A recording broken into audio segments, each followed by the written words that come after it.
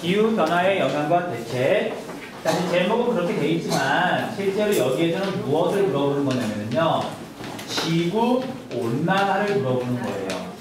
그러니까 지구온난화는 여러분들 초등학교 때부터 아마 지겹도록 들었던 주제잖아. 그래서 이건 애들 설명하지 않아도 다 아는 문제고 다 아는 주제고 실제로 이제 수능에서도 꼬박꼬박 나오고 있지만 이 문제는 사실 틀릴래야 틀리기가 쉽지 않은 문제예요. 설명할 것도 별로 없고. 그래서 차례차례 내용을 하기보다는 약간 선생님이 개인적인 약간 생각을 조금 표현해서 하고 싶은 얘기 먼저 할게요. 자, 고개 좀 들고. 누구지?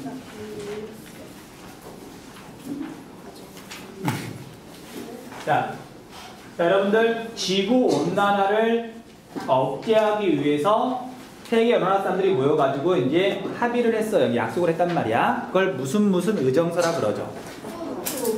교토 의정서죠. 교토 의정서. 도쿄가 아니고 교토야. 일본의 이제 옛날 수도가 교토인데 여기에서 모여가지고 온실가스를 이렇게 배출 규제를 하자. 좀 적당히 배출하자. 그런 약속을 했단 말이에요. 여기서 말하기를, 이제 약속하기를 2012년까지 온실가스 양을 줄이도록 하자. 그렇게 이야기를 했었어요. 근데 여러분들 2012년이면 이미 지나버렸죠. 교토 의정서를 맺었다는 건 우리가 잘 알고 있는데 정말 그에 따라서 온실가스를 정말 줄였는지 그런 결과에 대해서는 들어본 적이 없죠.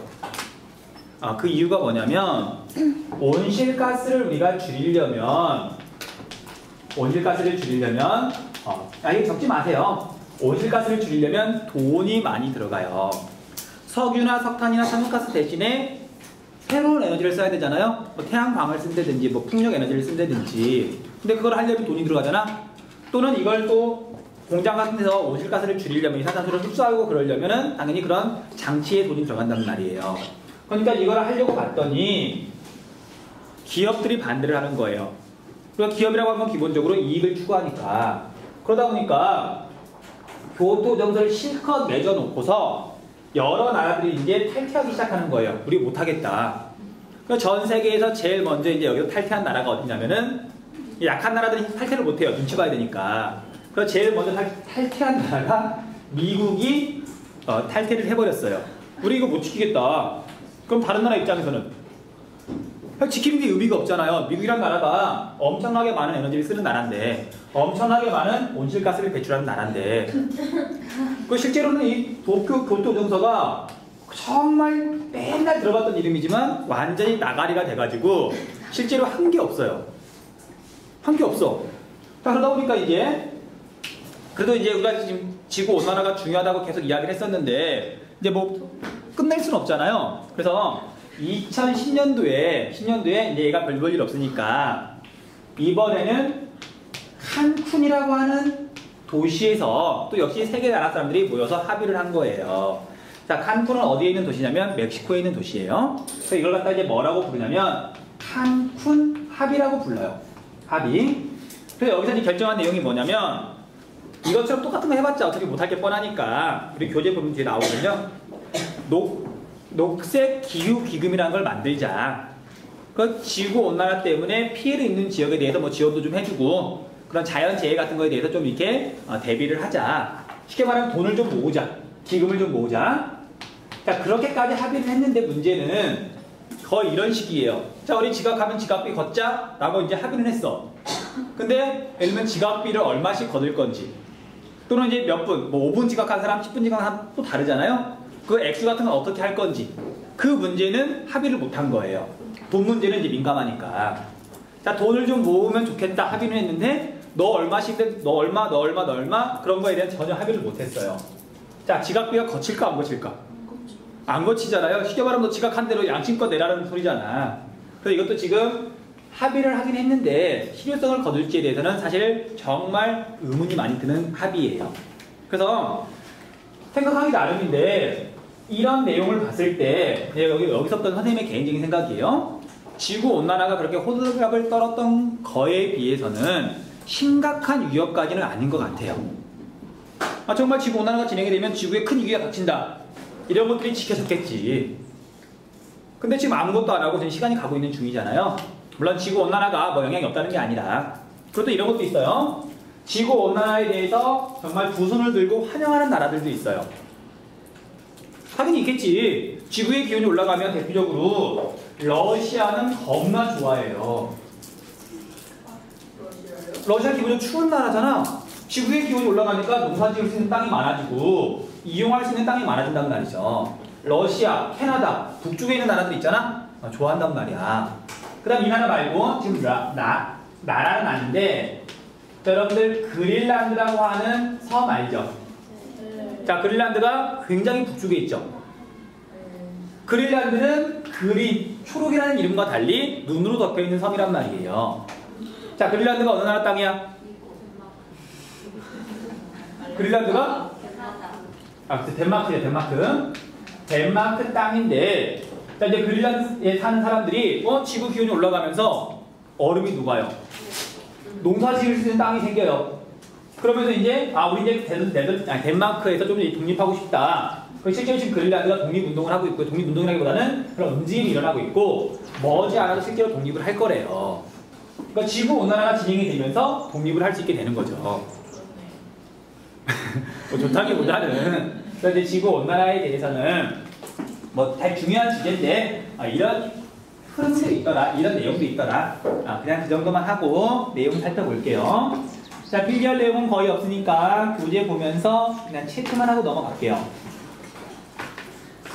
자, 지구의 기온 변화가 일어나는 원인 110페이지 위에 부분, 자연적인 요인과 인위적인 요인이 있는데, 자연적인 요인은 우리가 어떻게 할 수 없는 부분이니까 그냥 넘어가시면 되고요. 자, 인위적인 요인, 화석연료를 많이 쓰고 그 다음에 산림이 파괴되면서 온실가스가 증가하더라. 온실가스는 대부분 이산화탄소와 메탄가스죠. 자, 그 다음에 그 밑에 봤더니 이제 주요 국가의 온실가스 배출량을 보면 중국과 미국이 압도적으로 많이 쓰죠. 중국은 사람이 많으니까, 미국은 에너지를 너무 많이 쓰니까. 그 다음 전 지구적인 기후변화와 우리나라의 기후변화, 제일 아래쪽 보면은 뭐 뻔한 내용이에요. 기후변화의 핵심은 지구온난화니까 기온이 올라간다는 그런 자료가 제시가 될 거란 말이죠. 제일 밑에 있는 기후그래프를 봤더니 1860년부터 2000년까지 그래프가 쭉 올라가죠. 대체로 그 약 100년 동안 전 세계의 기온이 1도 정도가 올라갔대요. 뭐 크다면 크고 작다면 작은 거긴 한데 어쨌든 기온이 올라가고 있더라. 자, 그래서 111페이지로 넘어갔더니 우리나라의 기후변화. 자, 전 세계적으로는 이제 평균 기온이 몇 도 정도 상승했느냐 그거밖에 제시할 수가 없지만 우리나라는 봄, 여름, 가을, 겨울이 뚜렷하죠. 그래서 계절 변화를 제시하기도 해요. 자, 지구온난화가 진행이 되면 여름은 어떻게 될까? 길어질까? 짧아질까? 당연히 길어지겠죠. 그에 비해서 겨울은 당연히 짧아지겠죠. 자, 이런 걸 그래프로 제시하기도 하고 말로 제시하기도 해요. 자, 우리 교재에는 그래프가 나왔죠. 표가 나왔죠. 날짜를 봤더니 여름은 늘어났고 겨울은 줄어들었더라. 지구온난화죠. 그 다음에 그 오른쪽에 있는 지도를 봤더니 자, 한반도의 기온이 대략 몇 도 정도나 올랐느냐 지금 지도로 표시가 돼 있죠. 근데 모든 지역이 고르게 오른 게 아니라 유난히 많이 오른 동네들이 있어요. 한번 봐보세요. 색이 좀 진한 동네들. 자, 대표적으로 우리 수도권 지역이 기온이 많이 올랐고요. 부산이나 울산 부분, 뭐 대구나 뭐 광주나 이런 지역들이 기온이 더 많이 올랐어요. 자, 다른 동네에 비해서 대도시 지역의 기온이 더 많이 올라간 까닭이 무엇일까? 도시화. 우리가 배운 용어로 설명하면 열섬현상. 열섬현상. 다른 동네보다 대도시가 더 기온이 많이 올랐더란 말이죠. 그래서 여러분 아마 그런 예 들어본 적이 있을 거예요. 초등학교나 중학교 때 지구온난화가 이제 얼마나 큰 영향을 미치는지 그거 설명할 때 가장 많이 예로 들은 게 뭐냐면 한강이에요. 그래서 서울 살기도 하고, 자, 한강이 옛날에 비해서 분명히 안 얼어요. 물론 여러분 인생에서 보면은 뭐 별 변화가 없었겠지만, 그러니까 어르신들이 보기에는 한강이 분명히 훨씬 안 온단 말이죠. 자, 한강이 안 오는 가장 큰 이유는 지구 온난화가 아니라 겨우 1도 정도 변한 거 가지고 한강이 뭐 얼고 안 얼고 그걸 체감할 수가 없단 말이에요. 가장 큰 이유는 열섬 현상이에요.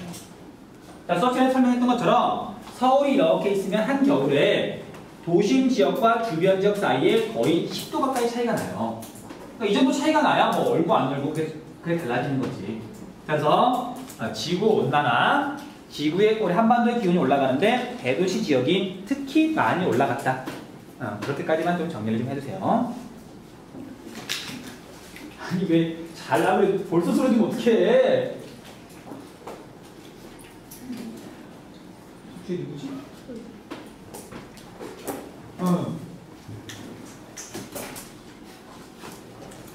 하긴 아까 1교시 때 12반 갔더니 애들이 이제 걔들 지리가 별로 안 중요하잖아요. 들어갈 때부터 다 자고 있더라고. 차마 깨우긴 깨웠는데 강한 의지는 없어. 깨우고자 하는 강한 의지는 별로 없었거든요. 그러니까 이제 애들이 나올 때쯤 되니까 그 모습, 처음 모습 그대로 다 쓰러져 있더라고요. 뭐 어쩔 수 없지 뭐. 뭐라고 나연아? 아 목이 물렸다고? 나도 발가락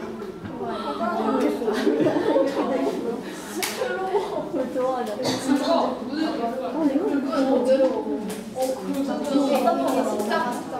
자, 야, 모기를 드라큘라라고 가정을 하고 거기다 십자가를 그으면 일가려운 거지?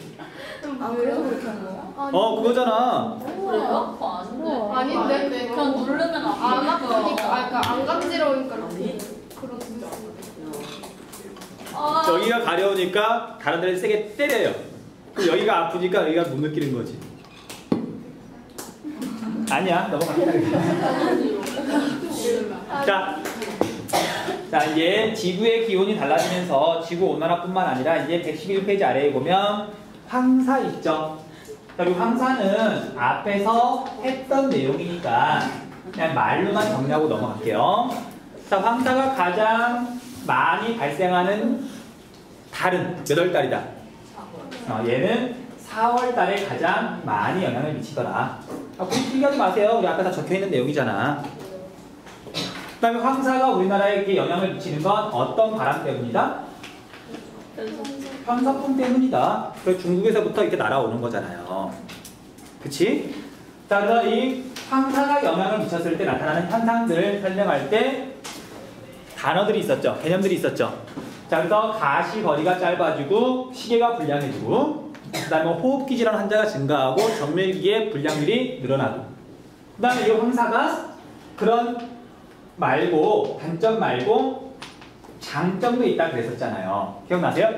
첫 번째가 적조 현상을 완화시켜준다. 그 다음 두 번째는 토양 산성화를 좀 막아준다. 앞에서 했던 거니까 나중에 시험 공부할 때 한 번 더 봐주세요. 자, 뒤로 넘어갈게요. 112페이지.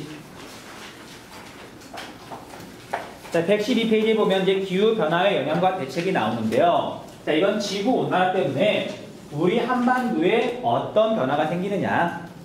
근데 여러분 워낙 많이 들었던 내용이라서 쭉 읽어보면 뭐 모르는 건 없을 거예요. 자, 대신 중요한 부분만 한 두어 개만 이렇게 체크하고 넘어갈게요. 자, 가운데쯤에 기후변화가 한반도에 끼친 영향, 이거 한번 볼게요. 뭐 꽃이 더 빨리 핀다, 뭐 단풍이 더 늦게 진다, 뭐 그건 너무 쉬운 거니까 동그라미 3번 농작물의 북한계가 상승한다. 여기다 좀 체크를 좀 해놓으세요. 자, 북한계란 말이 조금 어려워서 학생들이 좀 헷갈려 하더라고요. 자, 앞에서 식생활 때 설명했던 개념이지만 다시 한번 이야기할게요. 자, 귤이라고 하는 농작물은 따뜻한 데서만 자라기 때문에 이 아래에서만 현재 귤을 재배할 수가 있어요. 그래서 이 귤을 재배할 수 있는 이 한계가 되는 그 선, 이걸 뭐라고 부르냐면 북쪽 방향 한계선, 줄여가지고 북한계선이라고 불러요. 그래서 따뜻한 지역에서 자라는 식물이 또는 농작물이 추운 동네, 북쪽이 추우니까 어디까지 자랄 수가 있느냐, 북한계선이죠. 여기까지 이제 재배할 수가 있다, 자랄 수가 있다. 그리고 지구온난화가 진행이 되면 북한계선은 더 북쪽으로 이렇게 이동하겠죠. 북쪽으로 이동한다, 그냥 북상한다, 그런 말을 쓰기도 해요. 자, 이거 반대도 있어요. 자, 서늘한 곳에서 추운 동네에서만 자라는 식물들도 있겠죠. 그렇잖아? 대표적으로 마늘이 있는데 자, 어떤 식물 같은 경우에는 서늘한 곳에서만 자라니까 여기서만 자랄 수가 있는 거예요. 여기보다 북쪽에서만. 그럼 얘는 뭐라고 부르냐면 남쪽 방향 한계선, 여기까지만 자랄 수가 있다. 그래서 이런 걸 갖다 뭐라고 부르냐면 남한계선이라고 부르는 거예요. 남한계선. 자, 지구온난화가 진행이 되면 남한계선은 어느 쪽으로 이동할까? 당연히 얘도 원래는 여기였지만 이렇게 이동을 하겠죠. 지구의 기온이 올라가면. 남한계선, 북한계선 용어만 잘 알고 있으시면 돼요. 그래서 그것만 체크하고 다음으로 넘어갈게요. 자, 난대림이 늘어나고 냉대림이 줄어든다. 뭐 당연한 말이고요. 하천 결빙. 결빙이 뭐죠? 어는 거 얼음 빙자잖아요. 하천 결빙 일수는 감소한다. 자, 물론 어려운 말은 아닌데 전에 있던 학교에서 한 절반 정도가 결빙이라는 단어를 몰라가지고 하천이 결빙한다는데 그걸 이해를 못하니까 문제를 못 풀더라고요. 하천이 어는 거 결빙 일수. 그 다음 한류성 어족이 줄어드는 거 뭐 당연한 거고요. 당연히 난류성 어족은 증가하겠죠. 그 다음에 해충 피해가 증가한다고 돼 있는데 겨울이 추워야 병충 애들이 죽어요. 얼어 죽어요. 근데 겨울이 덜 추우니까 이것들이 겨울에 살아남아가지고 다음에 피해를 많이 주는 거죠. 그래서 병충해가 증가한다 넘어가시면 되고요. 자, 113페이지로 갔더니 기후변화에 대한 대책, 아까 교토 의정서하고 칸쿤 합의는 이야기를 했죠. 그냥 읽어보고 넘어가시면 돼요. 그 다음에 그 밑에 있는 우리나라 정부의 노력, 뭐 녹색 성장 정책이라든지 또는 뭐 신재생 에너지라든지 그 부분에 대해서는 뒤에 나오는 에너지 단원에서 이야기를 할게요. 신재생 에너지는 에너지니까 지금은 그냥 넘어가시면 돼요. 패스하시고요. 자, 뒤로 쭉 넘어가서 123페이지 볼게요.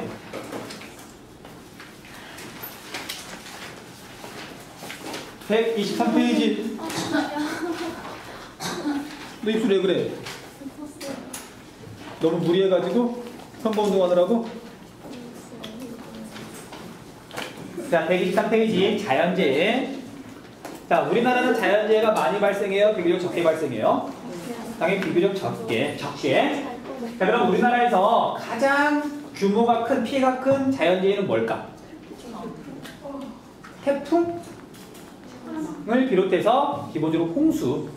여름에 비가 너무 많이 내리니까. 그래서 우리나라는 홍수 피해가 제일 크고요. 이제 굳이 나눈다면 홍수 피해, 장마 같은 그런 홍수 피해 때문에 피해가 제일 많고, 그 다음에 태풍도 결국은 사실 홍수인데 얘는 바람 피해도 있잖아요. 태풍을 굳이 따로 분류하자면 그 다음 태풍이에요. 그 다음 세 번째 자연재해가 뭐냐면 눈, 폭설. 눈 때문에 피해를 입더라. 그 외에는 사실 거의 피해가 없죠. 그렇잖아? 그래서 일단 이 순서는 대충 기억 좀 해두시고요. 이제 어떤 자연재해가 있는지 그냥 쭉 훑어보면서 넘어갈게요. 자, 기온 때문에 피해를 입는다. 폭염. 폭염이 뭔지 알죠? 엄청 더운 거. 엄청 더운 거. 그래서 이게 신체가 빨리빨리 반응하지 못하는 이게 노인들이 있잖아요. 너무 더운 날 자칫 돌아가시기도 해요. 그러니까 너무 더우면 문제가 되니까. 자, 그 다음에 냉이가 뭔지는 다 아는 거니까 이렇게 넘어가시면 되고요. 한파는 차 한 잔. 겨울에 엄청 추운 거. 선생님이 영하 10도까지 떨어졌을 때 밖에 한 3시간 돌아다녀 봤는데 그 춥진 않더라고요. 아무튼 그래서 한파 때문에 피해를 입기도 하더라.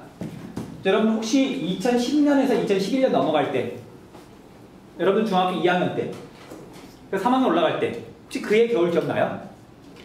2010년 겨울. 혹시 엄청 추웠던 거 혹시 기억나요? 그러니까 얼마나 추웠는지 선생님 또 이제 시간이 나와서 자료를 조사해봤더니 2011년 1월달, 원래 1월이 제일 추우니까 이때 얼마만큼 추웠냐면요, 서울 기온을 봤더니 31일 동안 낮 최고 기온이 0도를 넘어간 날, 0도를 넘어간 날이 딱 이틀밖에 안 돼요. 한 달 내내 낮에도 0도였습니다. 그래서 이해 겨울이 정말 유난히, 그래서 선생님이 참 지구온난화 수업을 하면서 내가 심지어 수업을 했는데 엄청 추워졌잖아. 참 어이가 없더라고요. 애들이 나를 뭘로 볼까. 근데 어차피 기온이라고 하는 게 늘 지속을 변하는 건 아니니까 오르락 내리락 하면서 기온이 올라가는 거죠. 근데 이때 정말 난리가 났었어요. 막 수도관 터지고 괜찮아 기억나시죠?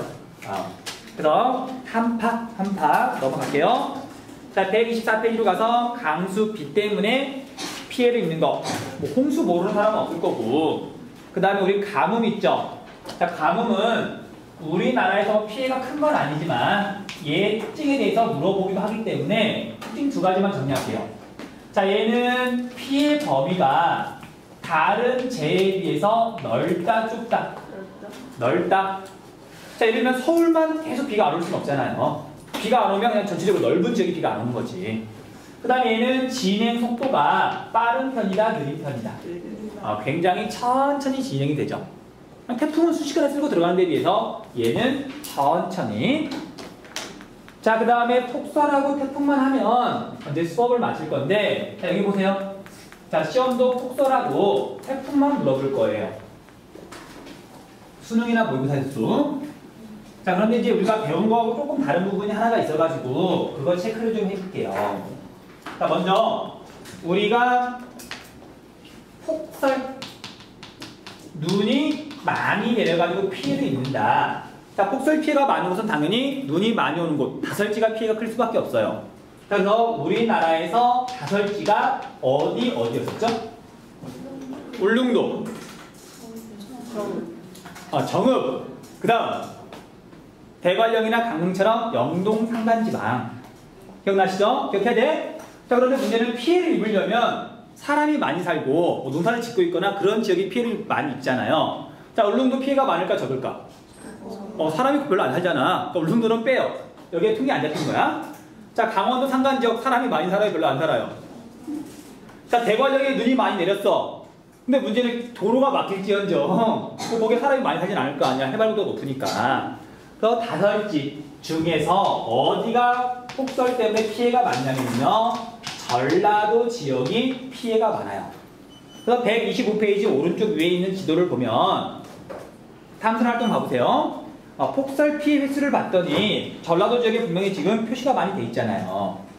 자 그래서 이건 먼저 헷갈리지 않고 우리가 배웠던 거에 바탕을 두고 이렇게 이해하면 되는데 근데 지도를 봤더니 전라도 지역보다 더 피해 횟수가 많은 동네가 있어요. 피해가 많은 동네가 있어요. 거기가 어디냐면 충청남도예요. 자 그래서 자연재해 문제인데 충청남도가 1등이다. 그럼 눈이라고 생각하시면 돼요. 자 이유 설명해 줄게요. 아니 충청남도가 다설지도 아닌데 왜 눈에 의한 피해가 많냐면요. 그러니까 많다고 이렇게 잡혔냐면 몇 년에 한 번씩 또는 몇십 년에 한 번씩 갑자기 눈이 막 쏟아질 때 있죠. 서울도 그런 경우가 가끔 있잖아요. 몇 년에 한 번씩 막 쏟아지잖아. 여기는 그래도 눈에 대한 대비가 잘 돼 있어요. 비닐하우스를 지을 때도 좀 튼튼하게 지어요. 어차피 눈이 많이 내릴 거니까. 근데 이 동네는 굳이 몇 년에 한 번씩인데 돈 많이 들여가지고 튼튼하게 안 짓는단 말이야. 그래서 선생님 기억에 2003년도에 서울, 경기, 충청도까지 해가지고 눈이 한 40cm가 온 적이 있어요. 그러니까 이제 얘가 대비가 거의 안 돼 있다가 그냥 그때 충청도 전체가 폭삭 주저앉은 적이 있어요. 모든 비닐하우스 다 무너지고. 그래서 그 피해액이 워낙 커가지고 10년 정도 통계를 냈더니 그 한 해 때문에 충청남도가 피해액이 크게 잡힌 거예요. 눈이 많이 내려서가 아니라. 자, 어쨌든 그래서 그냥 이거 외우세요. 자연재해를 물어보는데 충청남도가 1등이다. 또는 충청도가 이렇게 되게 비중이 크다. 그러면 얘는 폭설, 눈을 물어보는 거예요. 자, 이거 기억하시면 되고요. 자, 그 다음 내용은 이제 태풍인데, 자, 태풍은 여기다 힌트 할까? 자, 혹시 여러분들 기억에 남는 태풍 있어요? 이름. 볼라백 이름 기억나죠? 혹시 곰파스 기억나요? 자, 이야기 좀 해줄게요. 자, 이제 시간이 언제냐면은, 이제 왜 이야기를 해주냐면, 태풍이 오는 시기도 가끔 물어보거든요. 자, 시기는 2010년 9월 2일 밤이었어요. 이날이 어떤 날이었냐면, 9월이잖아, 9월 초잖아요. 9월 평가원 모의고사를 보는 날이었어요. 그러니까 그날 서울 옆으로 어떤 태풍이 지나갔냐면 곰파스가 지나간 거죠. 아마 이제 기억해보세요. 2010년이니까 여러분들 중학교 2학년 때. 그래서 여러분 아마 오전에 학교를 늦게 갔을 거야. 태풍 와가지고. 그래서 태풍이 우리나라에 영향을 미치는 시기는 9월쯤 해가지고 8월부터 9월까지 한여름부터 초가을까지 주로 영향을 미쳐요. 그러니까 시기 기억하라고 지금 말해주는 거예요. 한여름부터 초가을까지. 자, 그래서 3학년들이 평가원 모의사를 보는 날인데 이게 새벽에 지나갔잖아요. 기억나시죠? 그 새벽에 지나갔어. 5시부터 서울 방역에 지나가면서 꽤 큰 피해를 많이 줬었거든요. 근데 평가원 모의사를 보는 날이니까 뭐 학생이 한번 안 올 수도 있겠지만 감독관이 학교에 못 가면 시험을 못 보잖아요. 그래서 선생님이 그날 무려 5시쯤에 집에서 나와가지고 중간에 어떤 일이 벌어질지 모르니까 지하철을 타고 학교를 가는데 중간에 지하철이 멈추더라고요. 태풍 때문에, 번개 때문에 지하철이 잠깐 멈췄던 거야. 한 30분. 그 중간에 멈춰가지고 한참 바들바들 떨다가 무슨 사고 생기는 거 아닌가. 그래서 가긴 갔어요. 근데 그런 기억도 나는데 중요한 거 학교에 가서 봤더니 고3들은 한 명도 지각을 안 했더라고요. 태풍의 무서움보다 9월 평가원 모의사의 절박함이 더 컸던 거지. 그치? 되게 슬픈 거지. 우리나라 그게 현실이잖아. 근데 깜짝 놀랐어요. 애들 한 명도 지각 안 하고 시험 다 잘 봤거든. 그래서 이제 이런 날이었는데 여러분 태풍 불 때 밖에 나가면 안 된다는 거 일화를 하나 얘기해 줄게요. 선생님이 신림역에서 지하철을 타고 이제 가는데 신림역 바로 앞에 보면 우리 포도몰이라고 있죠. 아마 아는 사람 알 거야. 큰 건물이 있어요. 그리고 여기에 이제 포도몰 들어가는 주차장 길이 있고 이제 옆에 이런 식으로 건물들이 있는데 이런 곳은 바람이 세죠. 당연히 세잖아. 건물 사이에 세잖아요. 태풍이 불 때는 이런 데는 더 세요. 그래서 아침에 그래서 출근할 때 이렇게 지금 버스에 내려가도 지하철을 타러 가는데 여기 사람이 가고 있었어. 우산을 꼭 부여들고. 근데 앞에 봤더니 어떤 아주머니가 똑같은 자세로 날아갈까봐 이러고 가시는데 가다 보니까 갑자기 아주머니가 사라졌어. 시야에서. 내가 여기 집에 있을 때 아주머니가 여기 도로로 나간 거지. 아주머니가 이렇게 길을 뒹굴고 계시더라고. 뭐 다행히 다치진 않았는데 바람이 세게 불 때 정말 사람이 중심을 못 잡고 뭐 나가는 것까지는 아니겠지만 사람이 정말 굴러가더라고요. 보고 계셨어요? 아니 내가 차마 가고 싶었는데 내가 여기 나가면 당연히 나도 굴러갈 거 아니야. 애들이 참 이중적이다. 평소에는 선생님이 바람 불면 날아갈 것 같아요. 때리면 뼈가 부러질 것 같아요. 그러면서 왜 안 도와주고 가만히 있었냐고 막 비난해. 생명의 위협을 느꼈단 말이지. 다행히 내가 이렇게 안 보이나 했더니 다른 분이 이미 도와주고 계시더라고요. 아무튼 그래서 태풍 불 때는 밖에 함부로 나가지 마세요. 자, 그래서 태풍이 9월 초 한여름부터 초가을까지 온다는 거 기억하시고요. 자, 태풍은 열대 지방에서 생겨요? 아니면 냉대 지역에서 생겨요? 열대 지방에 생기는 거 알고 있죠? 자, 열대 지방에서 생기는데 얘는 고기압이에요? 저기압이에요? 저기압이잖아. 자, 태풍 때문에 비가 내리는 건 저기압성 강수죠.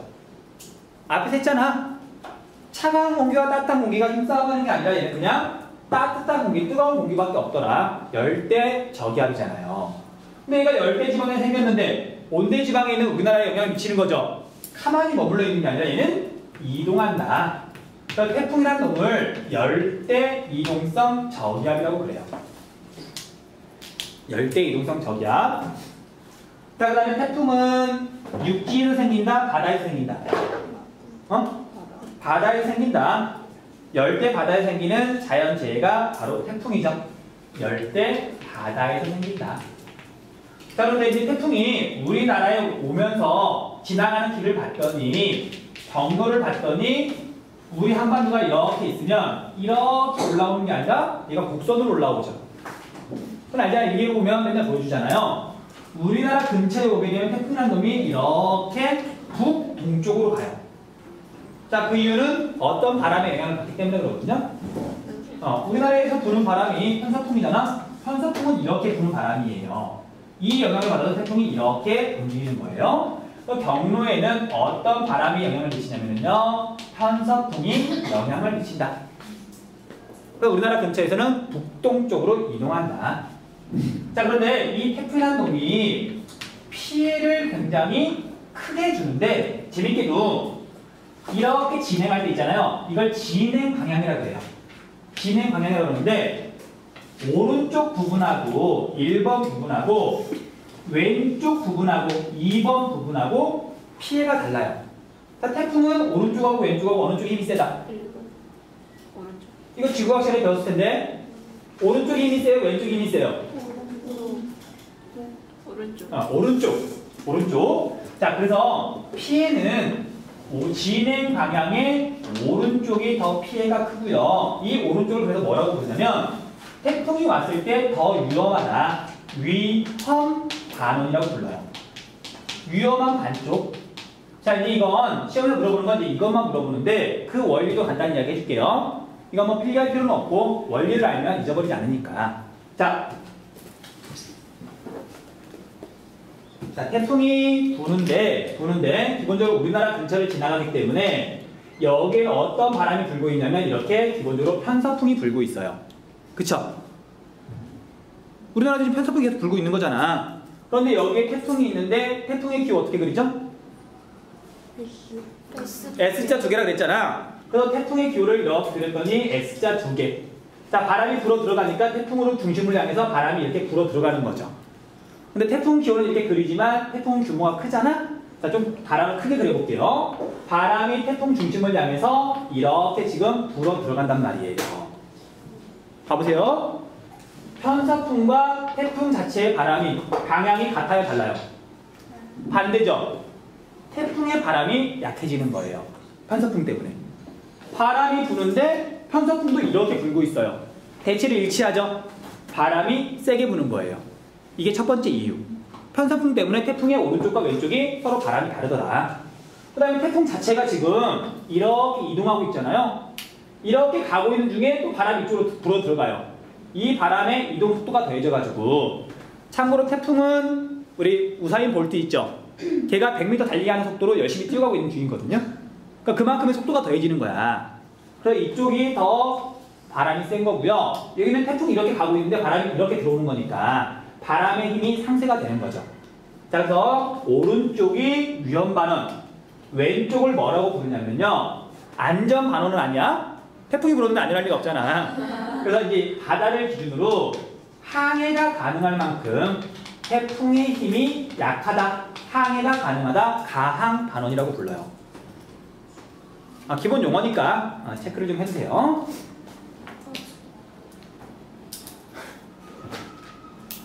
자, 그래서 이런 태풍이 여러 가지 피해를 주지만 가끔 태풍이 고마울 때도 있어요. 한참 우리나라에 가뭄이 들었을 때 태풍이 왔어. 물론 되게 약한 놈이. 그럼 피해는 거의 없고 비만 뿌리고 간단 말이에요. 그 다음에 태풍이 불면 바람이 불면서 바닷물을 막 뒤섞어줘요. 그러면 바닷물에 적조 현상이 나타났을 때 태풍이 분다. 적조 현상이 없어져요. 그렇잖아? 그래서 태풍이 꼭 피해만 주는 건 아니라고요. 가끔 이쁜 짓을 할 때도 있어요. 자, 그래서 뒤로 넘어가서 127페이지 한번 볼게요. 127페이지. 자, 이 부분은 자료 분석이라고 되어 있는데 실제 평가원 모의고사에서 나왔던 자료를 지금 이렇게 실어놓은 거야. 자, 자료 한번 봐보세요. 자, 우리 한반도가 이렇게 있으면 태풍이 지금 이렇게 지나갔고 도시들을 봤더니 인천, 군산, 대구, 강릉, 이쪽은 가항반원, 이쪽은 위험반원. 그래서 봤더니 어느 쪽에 비가 많이 내렸어요? 인천, 군산에 비해서 이 오른쪽에 있는 도시들이 비가 더 많이 내렸잖아.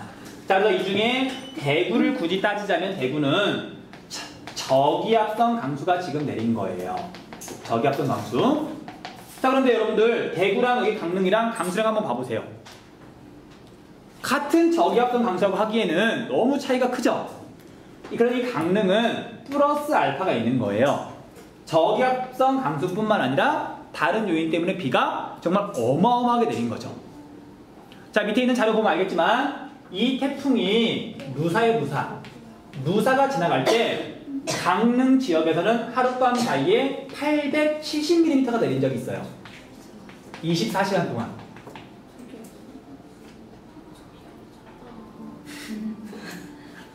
자, 24시간 동안 870mm 감이 잘 안 올 텐데 서울에서 1년 동안 내리는 비가 1451mm. 1년 동안 내리는 거의 절반 이상이 하룻밤 사이에 쏟아졌는데 이렇게 말해도 감이 잘 안 올 거예요. 자, 또 슬픈 역사. 2010년 7월 31일인가 아마 그럴 거예요. 2010년 7월 31일쯤에 한 2박 3일 동안 정말 비가 엄청나게 내려가지고 말하면 다 기억할 거야. 여기 산이 무너졌죠.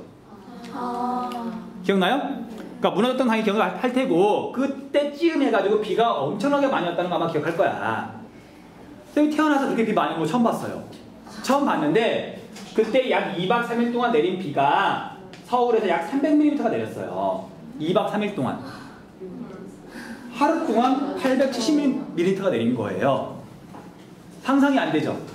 하루 동안 1m 정도 되는 물이 평균적으로 쏟아진 거지. 870mm면 87cm예요. 그 물이 그냥 하늘에 쏟아진 거야. 그 당시 이 루사 때문에 강릉이 완전 정말 전쟁도 그런 전쟁이 없어요. 전쟁보다 더해. 마치 원자폭탄 맞은 것처럼 강릉 자체가 완전히 쑥대밭이 된 적이 있어요. 그나마 지금은 이제 그 복구를 많이 했지만 사람도 되게 많이 죽고 피해도 엄청나게 크게 있고요. 자, 그래서 우리가 홍수된다. 태풍에 의한 피해 자료가 제시가 될 때 있잖아요. 남해안 쪽이 물론 태풍이 강할 때 영향을 받지만 제주도, 경상도, 전라도 물론 경상도의 피해가 더 커요. 오른쪽에 있으니까. 그런데 의외로 강원도의 피해액이 굉장히 많아요. 태풍 때문에. 북쪽이지만 이런 식으로 비가 많이 내리기 때문에. 자, 이제 마지막 중요한 것만 하고 마칠게요. 그럼 여기는 왜 이렇게 비가 몽땅 내렸을까? 저기압성 강수 말고 뭐가 영향을 미쳤을까?